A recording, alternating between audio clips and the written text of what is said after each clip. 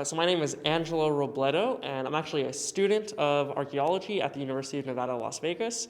But I also do a lot of work with the World Atlatl Association to do experimental archaeology workshops and bring awareness to different tools and technologies that humans used, particularly during the Stone Age or the Pleistocene Ice Age areas. So well before metals.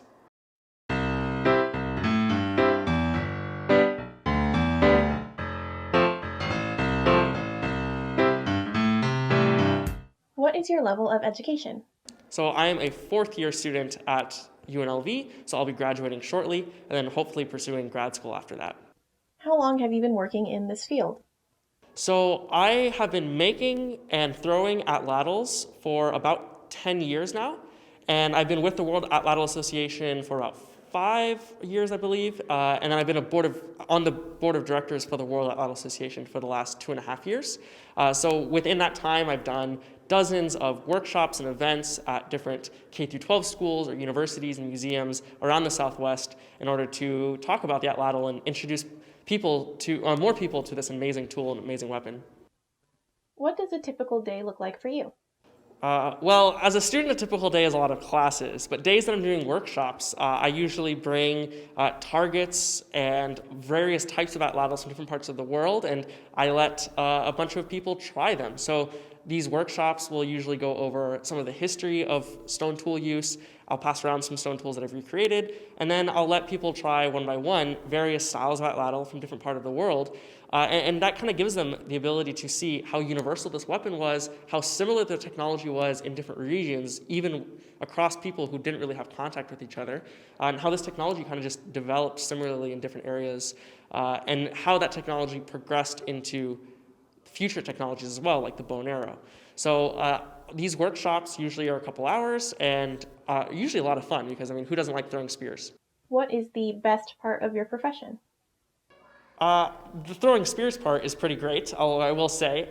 It is a lot of fun to be able to recreate some of these tools. I think just to grab something like this, which is a knife made out of obsidian, specifically mahogany obsidian, creating this type of stuff, it just kind of puts you in this mindset of understanding like how difficult it would have to be to make something like this in order to survive.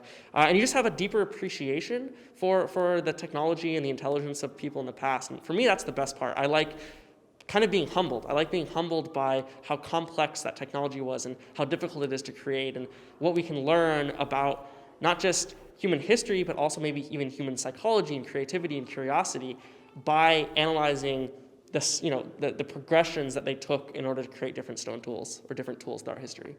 What is the most challenging part of your profession? So definitely narrowing down the exact processes and materials ancient people had available to them in order to recreate and do some of these experiments is very difficult. So it's hard to know exactly how they did things that don't leave archaeological evidence behind for. So, for example, there's a big discussion in experimental archaeology about whether Neanderthals had spears that they threw. So we have excavated spears that date to 400,000 BCE that we know Neanderthals used to hunt horses. But the question is, did they thrust the spears or did they throw the spears? Well, we can do experiments that say it is possible to throw the spears and hit a target. But just because it's possible to throw spears and hit a target doesn't mean that that's actually how Neanderthals used the spears in order to hunt. So there's always these issues where we can come up with plausible explanations for certain events or phenomenon, but because we don't have a time machine, we won't ever be able to actually know exactly how they were used in the way that they were used by the people who used them. So that's definitely the most difficult part, is not being able to find all the answers you want. How is your profession important to others? So I think if we have a better appreciation and a better understanding of the technology and lives of our human ancestors and our hominid ancestors before them, I think we can have a better understanding of how that technology progressed and changed throughout history. And I think just breaking down any harmful stereotypes about the people who created some of these tools, a lot of words are thrown around like primitive or caveman. There's this idea that Neanderthals or early humans were less intelligent than modern humans are.